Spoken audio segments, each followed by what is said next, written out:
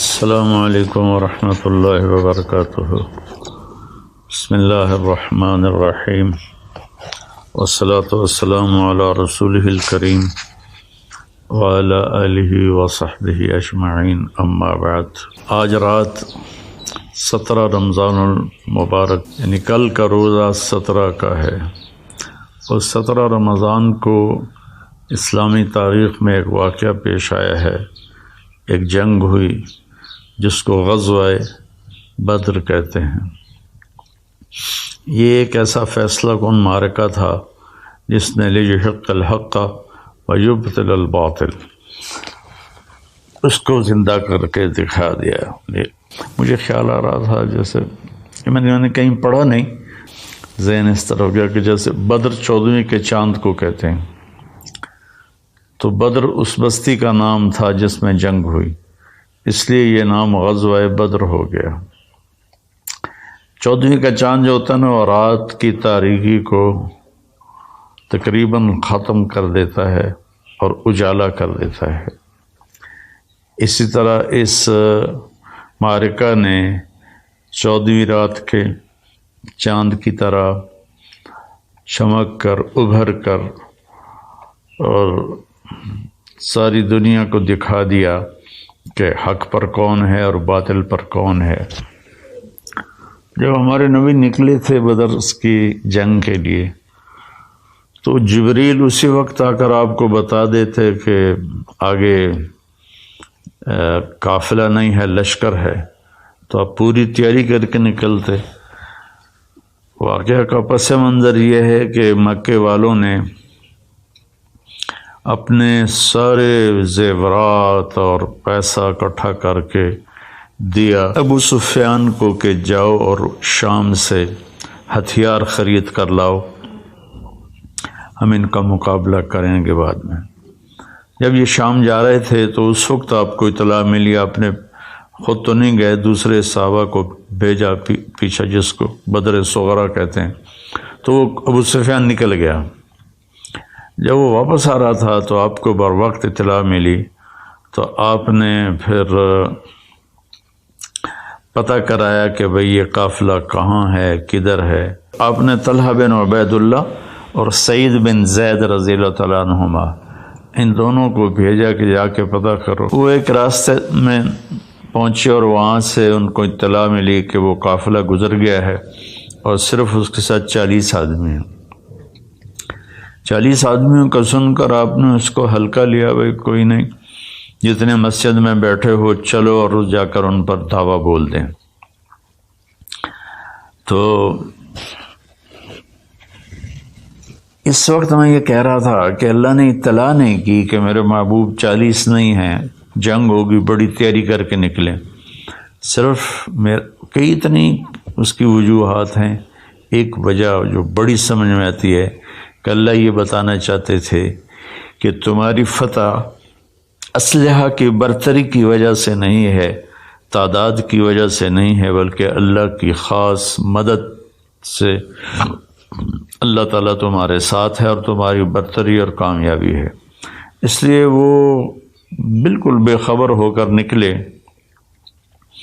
جب وہ ابو سفیان کو پتہ تھا کہ میرا پیچھا ہوگا، تو اس نے ایک جگہ دیکھی، اونٹ کی لد دیکھی، تو اس نے اس کو توڑا، تو اس میں مدینے کی گٹھلیاں، اس معاملے میں اتنے سمجھدار تھے، اس نے کہا اس میں تو مدینے کی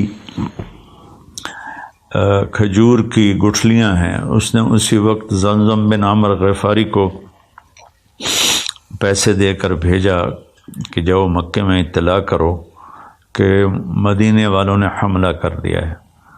تو زمزم بن عمرو غفاری جب مکے میں داخل ہوا تو اس نے کرتا اتار دیا۔ یہ بری خبر دینے کی علامت ہوتی تھی۔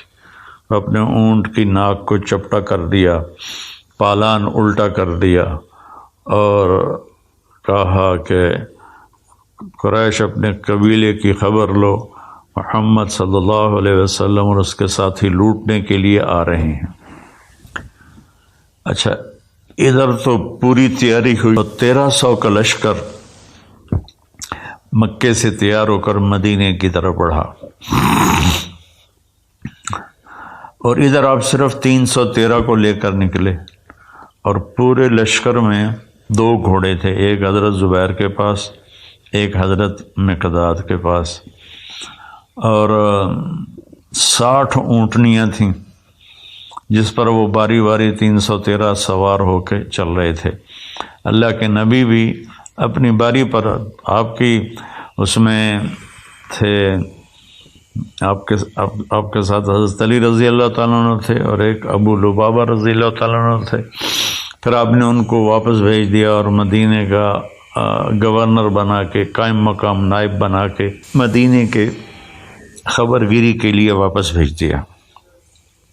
جب یہ قافلہ بدر پہنچا اس کے قریب، تو آپ کو پتہ چلا اور صحابہ کو پتہ چلا کہ مقابلہ تو پورے بڑے لشکر کے ساتھ ہے۔ ادھر ابو سفیان نے پیغام بھیج دیا کہ میں مدینے والوں کی پہنچ سے باہر ہو گیا ہوں، اب بے شک تم واپس چلے جاؤ، اب لڑائی مت کرو۔ تو اس خبر کو سن کر ابو جہل نے کہا کہ ہم اس وقت تک پیچھے نہیں ہٹیں گے جب تک بدر میں جا کر اونٹ ذبح نہ کریں، شرابیں نہ پئیں، اور ہم اپنی کنیزوں کو نچائیں اور ان کا گانا سنیں، اس کے بعد ہم واپس جائیں گے۔ لیکن اس لشکر میں اخنس بن شریک ایک شخص تھے، بعد میں مسلمان ہوئے یا نہیں ہوئے کوئی پکا معلوم نہیں۔ تو انہوں نے کہا بھائی جب مقصد ہی پورا ہو گیا، قافلہ واپس چلا گیا، اب کس بات کا لڑنا؟ ابو جہل اڑا ہوا تھا، نہیں ہم بدر تک ضرور جائیں گے۔ تو اپنے 300 ساتھیوں کو لے کر واپس ہو گیا بنو زہرہ کے۔ تو بعد میں وہ بڑی خوشی مناتے تھے کہ شکر ہے کہ ہم واپس آ گئے، ورنہ بہت بری شکست ہوئی تھی۔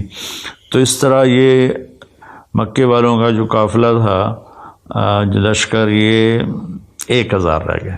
اس میں 300 گھوڑ سوار تھے، اور باقی جو 700 تھے وہ سب مسلح تھے، تمام ہتھیاروں کے ساتھ، اونٹنیاں تھیں، اور 2 گھوڑ سوار، 300 گھوڑ سوار۔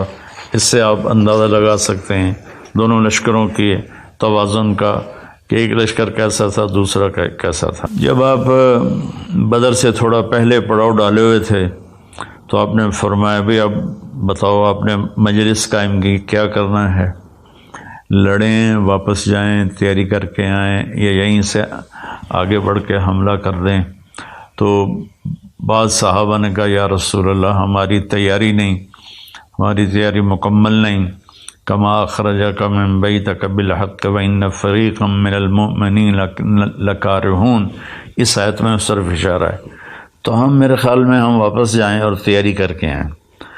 تو ابو بکر صدیق رضی اللہ عنہ کھڑے ہو کر عرض کی یا رسول اللہ ہم آپ کے شانہ بشانہ ہیں، لڑائیں گے تو لڑیں گے، ہٹائیں گے تو ہٹ جائیں گے۔ عمر رضی اللہ تعالیٰ عنہ نے بھی کھڑے ہو کر یہ بات عرض کی کہ یا رسول اللہ ہم آپ کے ساتھ ہیں۔ تو پھر مقداد بن اسود رضی اللہ تعالیٰ عنہ کھڑے ہوئے، تو انہوں نے کہا یا رسول اللہ ہم بنی اسرائیل نہیں ہیں کہ کہیں اذهب انت وربک فقاتلا۔ جب موسیٰ علیہ السلام نے ان کو قتال کے لیے تیار کیا تو کہنے لگے اے موسیٰ آپ جائیں، آپ کا رب جائیں، دونوں لڑ کے فتح حاصل کریں، پھر ہمیں بلا لیں جب فتح حاصل ہو جائے۔ تو فرمایا کہ یا رسول اللہ ہم بنی اسرائیل نہیں ہیں، ہم آپ کے آگے لڑیں گے، پیچھے لڑیں گے، دائیں لڑیں گے، بائیں لڑیں گے، ہماری لاشوں سے گزر کر وہ جائیں گے۔ تو آپ نے پھر پوچھا بھئی کیا رائے ہے؟ تو سعد بن معاذ رضی اللہ عنہ کھڑے ہوئے کہ یا رسول اللہ ہم سوچ رہے تھے ہمارے مہاجر بھائی جواب دے رہے ہیں تو وہی جواب ہمارا جواب ہے، لیکن لگتا ہے کہ آپ مدینے والوں سے الگ پوچھنا چاہتے ہیں، تو ہماری بات یہ ہے کہ سالم من شئتا وقتا حبال من شئتا قاتل من شئتا، یا رسول اللہ ہم آپ کے ساتھ ہیں، جس سے جوڑ دیں جڑ جائیں گے، جس سے توڑ دیں ٹوٹ جائیں گے، جنگ کروا دیں بھڑ جائیں گے، سمندروں میں کود جاؤ کود جائیں گے، مدینے کا ایک بچہ بھی پیچھے نہیں رہے گا، برق غماد تک اپنے اونٹنیاں دوڑاتے چلے جاؤ، یمن کے ایک پہاڑ کا نام تھا، تو پیچھے مڑ کے کوئی نہیں دیکھے گا۔ تو اس پر آپ بہت خوش ہوئے، آپ نے فرمایا کہ اللہ کی مدد ہمارے ساتھ ہے۔ تو آپ نے کوچ کیا اور بدر میں ایک جگہ پر خیمے لگانے کا اعلان کیا۔ جب سارے خیمے لگ گئے تو پھر ایک صحابی کھڑے ہوئے، حباب بن منذر رضی اللہ تعالیٰ عنہ، یا رسول اللہ، یہ جو خیمے آپ نے لگائے ہیں یہ اللہ کے حکم سے لگائے ہیں، اللہ کی وحی سے لگائے ہیں؟ آپ نے فرمایا نہیں، یہ میری اپنی ذاتی رائے تھی۔ تو حباب بن منذر کہنے گے یا رسول اللہ، یہاں خیمے لگانا ٹھیک نہیں ہے، وہ فلاں جگہ ہم پانی کے قریب ہو جائیں گے، ہم اونچائی پر ہوں گے، دشمن نچائی پر ہوگا، تو ہم ان پر قابو پا سکتے ہیں۔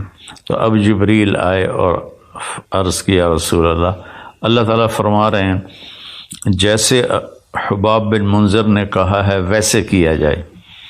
اچھا، اب آپ اس میں سارے حضرات جو سن رہے ہیں غور کریں کہ اللہ نے پہلے کیوں نہیں بتا دیا وحی کے ذریعے کہ یہاں خیمے ٹھیک نہیں ہیں، وہاں ٹھیک ہیں۔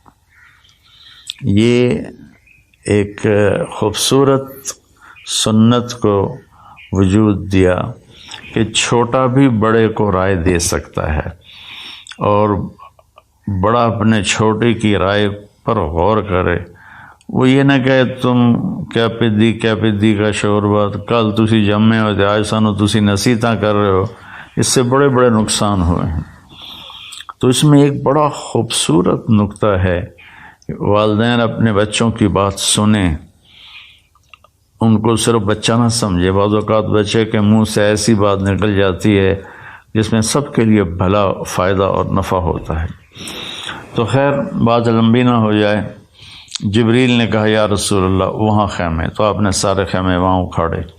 اگلے دن جمعے کا دن تھا، آپ نے صفوں کو ترتیب دیا، آپ نے مہاجرین کا جھنڈا حضرت علی رضی اللہ تعالیٰ عنہ کو دیا، اور انصار کا جھنڈا آپ نے سعد بن معاذ رضی اللہ تعالیٰ عنہ کو دیا۔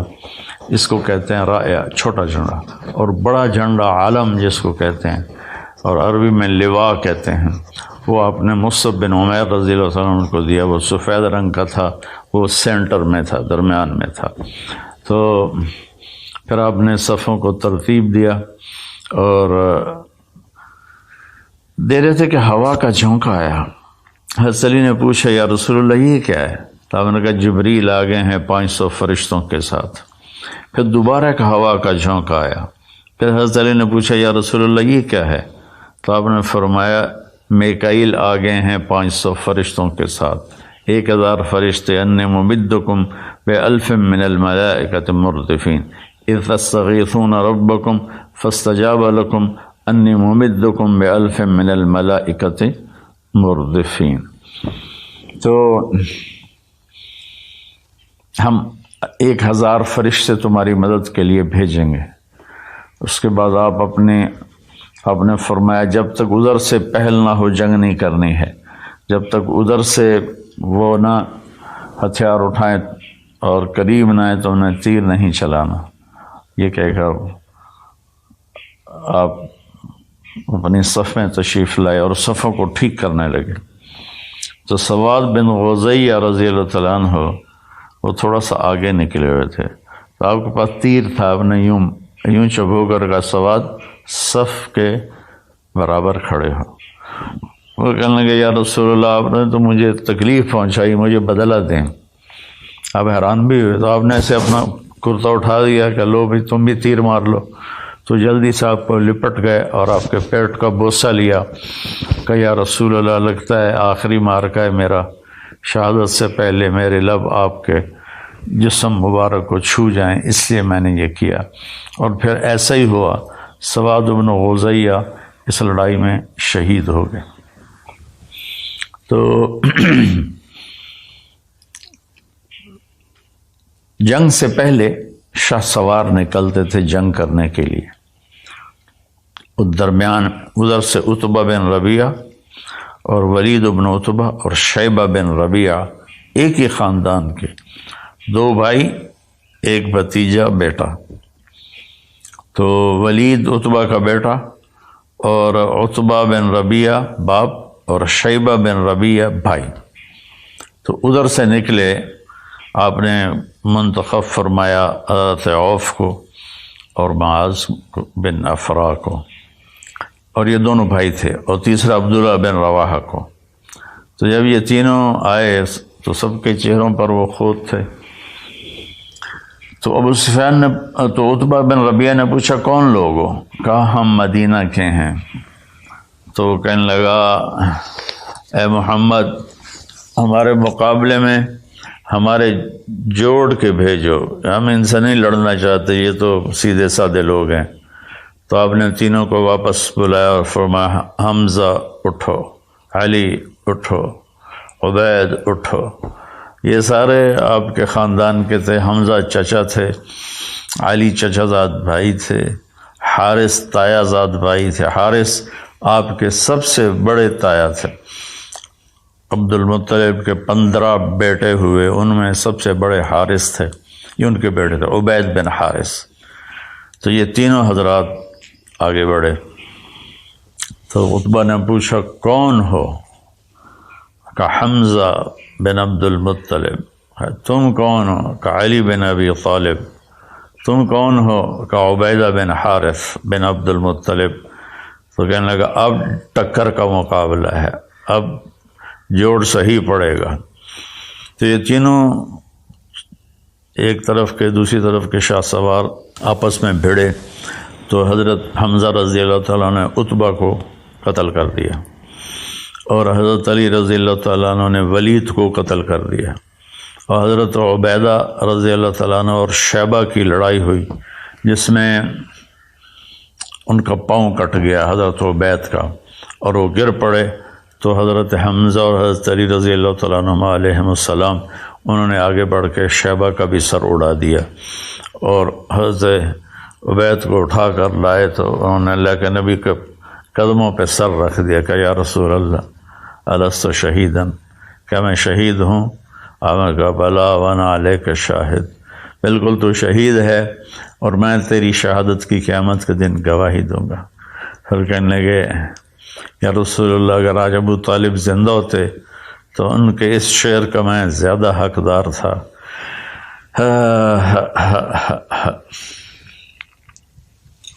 وَنُسَلِّمُهُ حَتَّى نُصْرَ حَوْلَهُ وَنَذْهَلَ عَنَا أَبْنَائِنَا وَالْحَلَائِلِ، ایک 90 اشعار کا قصیدہ ہے، تو اس میں ایک شعر ہے کہ رب کعبہ کی قسم ہم محمد کے تمہیں قریب بھی نہیں آنے دیں گے جب تک ہماری لاشوں کے ڈھیر نہ لگ جائیں۔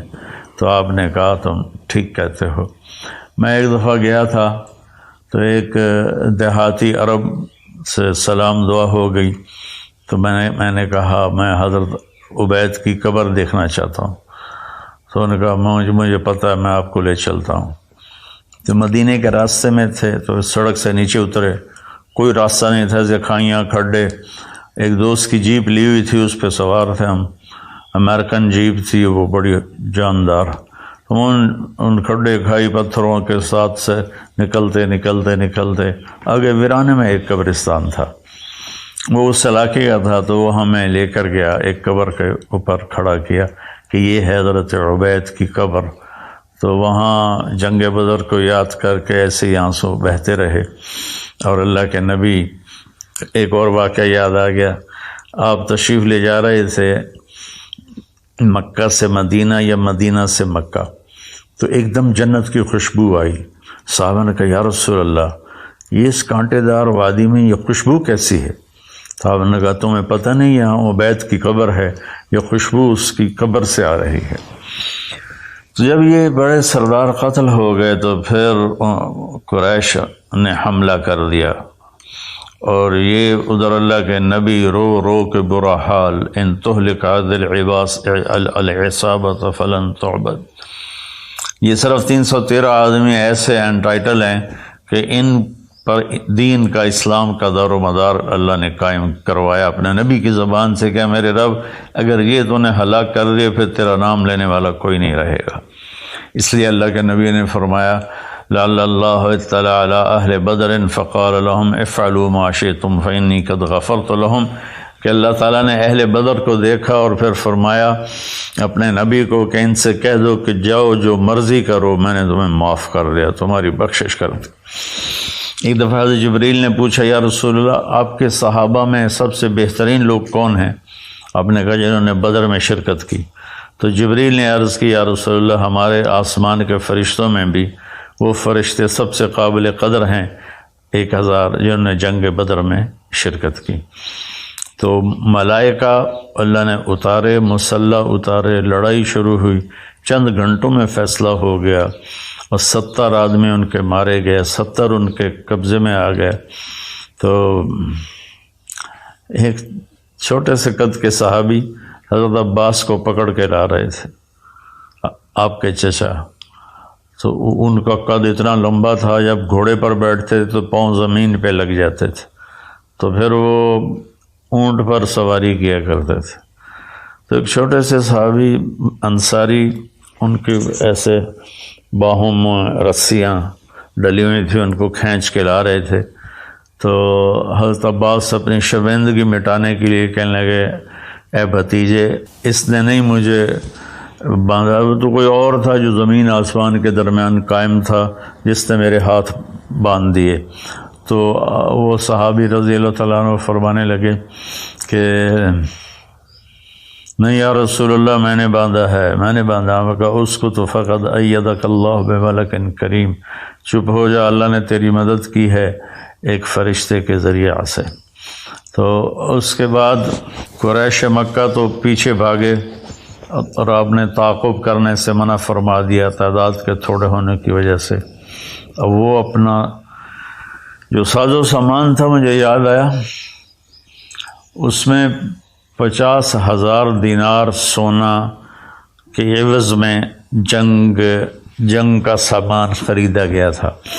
50,000 دینار آج کے دور کے 262 کلو بنتا ہے، 262 کلو سونا، اور دینار تقریباً 20,000 کا ہے، اب تو اس بھی زیادہ ہے۔ تو وہ صرف سونا جو تھا وہ 1 ارب روپے کی مالیت کا تھا آج کے دور میں۔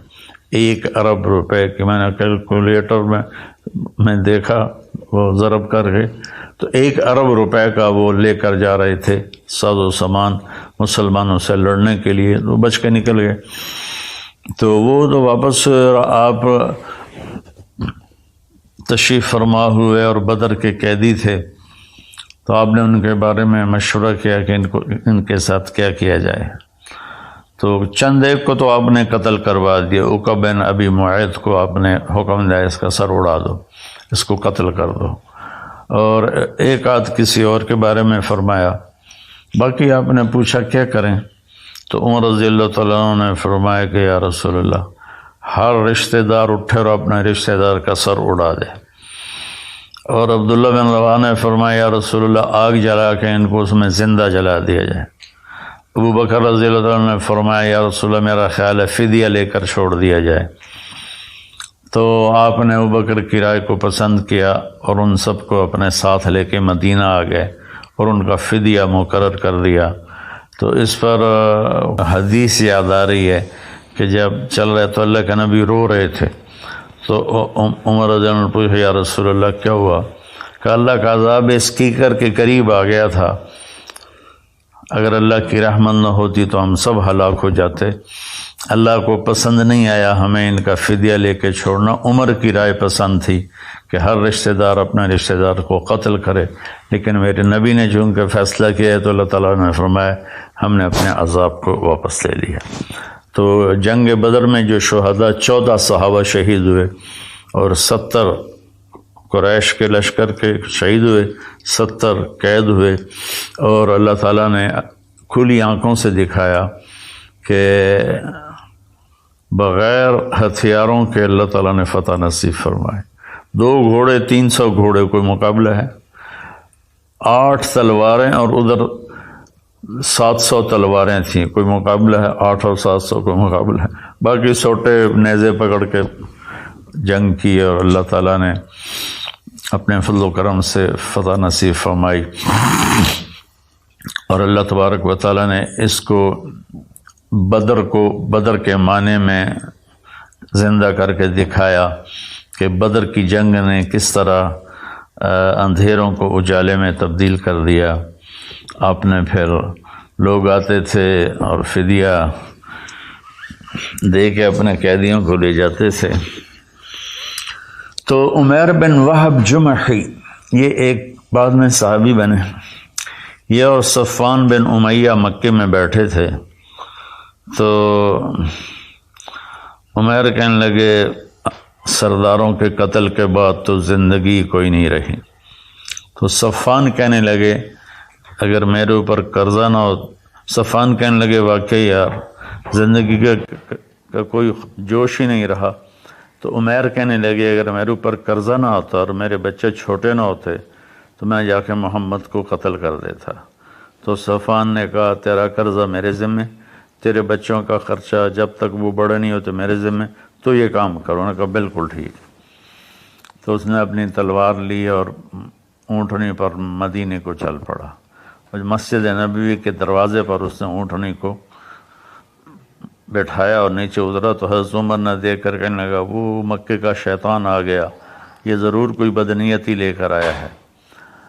تو انہوں نے اس کو پکڑ لیا اور آپ کے سامنے پیش کیا، یا رسول اللہ مجھے نہیں لگتا یہ کسی خیر کے ارادے سے آیا۔ تو ہم نے کہا عمیر کس لیے آئے ہو؟ کہا جی میرا بھائی جو گرفتار ہے اس کا فدیہ دینے آیا ہوں۔ آپ نے کہا تلوار کیوں لائے ہو؟ تو وہ کہنے لگا تلواروں نے بدر میں کیا کام دیا تھا جو آج کام دیں گے؟ آپ نے کہا وہ حرم شریف میں تیری اور صفوان کے آپس میں کیا بات ہوئی تھی؟ تم نے کہا تھا میرے بچے چھوٹے نہ ہوتے، قرضہ نہ ہوتا تو محمد کا سر اڑا دیتا۔ اس نے آپ کے پاؤں پکڑ لے کہ اشہد ان لا الہ الا اللہ و اشہد انک رسول اللہ، یا رسول اللہ میں گواہی دیتا ہوں آپ سچے رسول ہیں۔ کیونکہ اس بات کا تو مکے والوں کو ہی نہیں پتا، صرف میں اور صفوان تھے۔ ادھر صفوان روزانہ کہتا ان قریب اچھی خبر سنو گے، ان قریب خوشخبری آنے والی۔ جو آدمی مدینے سے آتا بھاگ کر اس کے پاس جاتا، کوئی نئی خیر خبر۔ ایک دن ایک آدمی آیا تو بھاگا گیا، کوئی نئی خیر خبر کا، ہاں عمیر بن وہب نے اسلام قبول کر لیا۔ تو اس نے اتنی گالیاں دی ان کو کہ انہوں نے میرا مال برباد کیا، میرا یہ برباد کیا۔ لیکن اللہ نے بعد میں صفوان بن امیہ کو بھی ایمان نصیب فرما دیا۔ فتح مکہ پر اللہ نے ان کو ہدایت دی، کلمہ پڑھا، اور جنگ حنین کے لیے 100 زریں اکیلے صفوان بن امیہ نے پیش کی تھیں جنگ حنین کے لیے۔ تو نبی کی سیرت پڑھا کرو۔ میں تو اس کی تفصیل میں جاؤں تو کئی گھنٹے کا بن جائے گا یہ، لیکن میں صرف اشارات آپ کو بتا دیے، وہ جو میری یادداشت میں تھے وہی میں نے آپ کی خدمت میں پیش کر دیے۔ لیکن آپ سب بہن بھائیوں سے گزارش ہے اپنے نبی کی زندگی ضرور پڑھیں، اس سے بہت فائدہ ہوگا۔ اللہ تعالی ہم کو آپ کو عمل کی توفیق نصیب فرمائے۔ السلام علیکم۔